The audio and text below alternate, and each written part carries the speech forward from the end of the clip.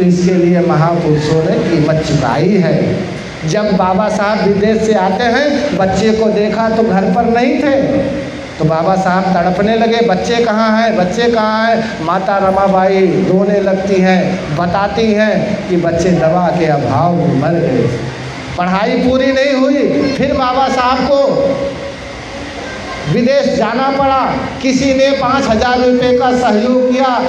अधूरी पढ़ाई जो बाबा साहब छोड़ करके आए थे, फिर पूरी पढ़ाई करने के लिए चले गए विदेश पढ़ने के लिए।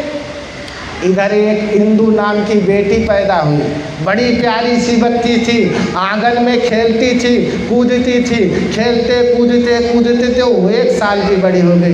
बाबा साहब नहीं थे, लेकिन उस आंगन में बहुत खेलती कूदती थी। और जब वो 1 साल की हो गई, तो जब 1 साल की हो गई वो बच्ची बीमार पड़ गई, एकाएक बुखार चढ़ गया। तो माता रमाबाई ने सोचा कुछ पैसे मैंने गोबर बटोर करके उपले पाथ करके इकट्ठा किया है, तो चलते हैं किसी वैद्य के पास। गए वैद्य के पास। वैद्य भी उस समय जब बाबा साहब के बच्चे मर रहे थे, हाथ जोड़ा, पैर जोड़ा कि हमारे बाबा साहब आएंगे, हम आपका एक एक पैसा चुका देंगे। मगर किसी ने उस समय रहम नहीं खाया और बच्चे दवा के अभाव में मर गए। जब 1 साल की बच्ची हो गई, जब बच्ची थोड़ा खेलने कूदने लगी, तब वो बच्ची एकाएक बीमार होती है। तो इतने में बाबा साहब का विदेश से खत भी आ जाता है उसी समय। तो उस खत में क्या लिखा था कि रामू, जो मैं पैसे ले करके आया था वो मेरे पास पैसे ख़त्म हो गए हैं, हो सके तो मुझे रामू कुछ पैसे की मदद कर दे। बाबा साहब का लेटर, एक तरफ बाबा साहब का लेटर, माता रमाबाई पढ़ी लिखी थी नहीं, मोहल्ले में किसी को बुलाया और कहा देखिए हमारे बाबा साहब का खत आया है और वो खत में क्या लिखा है। तो वही बगल वाला पड़ोसी वो बता रहे था कि पढ़ करके बाबा साहब के पास पैसे नहीं हैं, बाबा साहब एक टाइम पानी पी करके जो है समय गुजार रहे हैं और उनके पास अभी बिल्कुल पैसा नहीं रह गया है। इसमें लिखा है कि रामू हो सके तो कुछ पैसे मेरे लिए भिजवा दे। इधर माता रमाबाई, बेटी बीमार थी, अब माता रमाबाई संकट में पड़ गई। एक तरफ बाबा साहब का खत आया है और एक तरफ बच्ची बीमार है। बच्ची को देखूं कि बाबा साहब को देखूं। अगर बाबा साहब को पैसा देती हूँ तो बच्ची मर जाती है, अगर बच्ची को बचाता हूँ, अगर मैं बच्ची को बचाती हूँ तो बाबा साहब की पढ़ाई नहीं पूरी होगी। तो माता रमाबाई ने क्या सोचा, क्या फैसला लिया।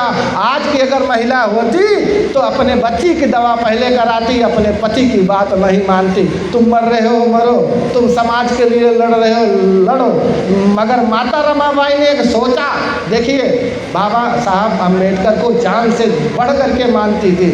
माता रमाबाई ने सोचा कि आज मेरी एक बच्ची मर रही है, अगर मेरे बाबा साहब जो सपना देखे हैं समाज को, देश को आगे ले जाने के लिए, अगर बाबा साहब की पढ़ाई अधूरी रुक गई तो हमारी हजारों बेटियां मर जाएंगी। मैं एक बेटी को कुर्बान कर देती हूँ मगर हजारों बेटियों को बचा लिया। आज जो हमारी बेटियां पढ़ लिख करके डॉक्टर बनी, मास्टर बनी, कलेक्टर बनी, डीएम बनी, एसपी बनी, तो माता रमाबाई का त्याग है। ये माता रमाबाई का त्याग है। आप लोग जब दुर्दुरिया चबाओ तो इनकी कहानी को पढ़ो। ये किताब मात्र 30 रुपये की है।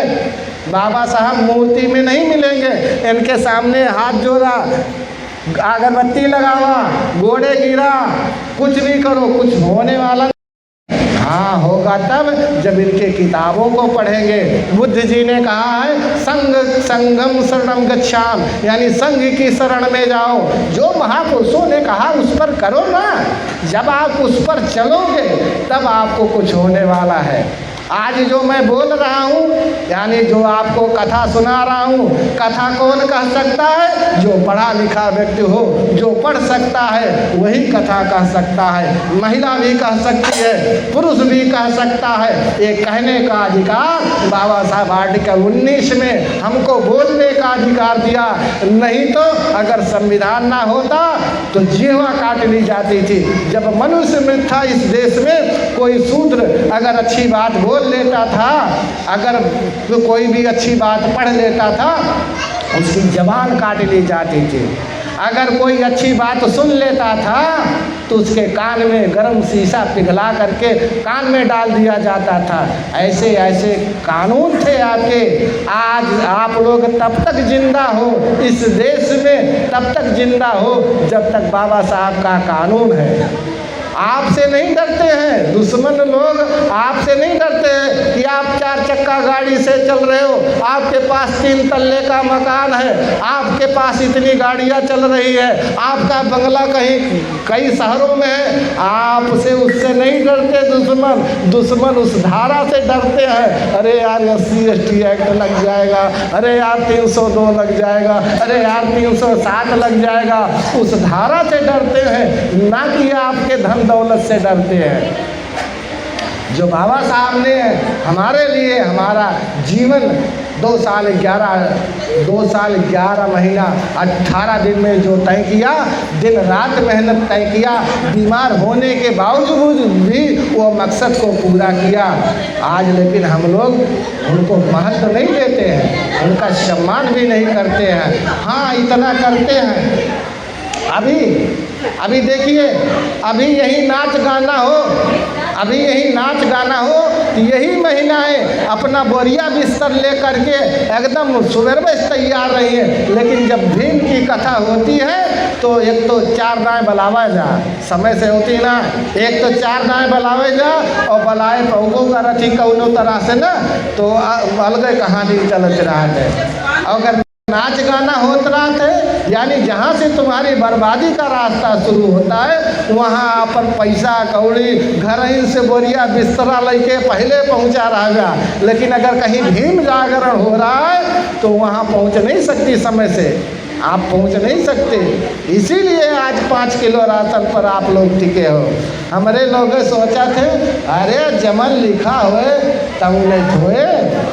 बहुत सारे लोग क्या कहते हैं, अरे जमन लिखा हुए तब ने धोए, जमन लिखा बा वो होता ही ना, आप नहीं ना पावा था। बाबा साहब अम्बेडकर ने सब कुछ दे दिया है, क्या अपने पास रखा है? इतनी भी ज़मीनें बाबा साहब अपने नाम नहीं रखा है। सारा चीज़, सारी चीज़ें सब पर आप पर न्यौछावर कर दिया।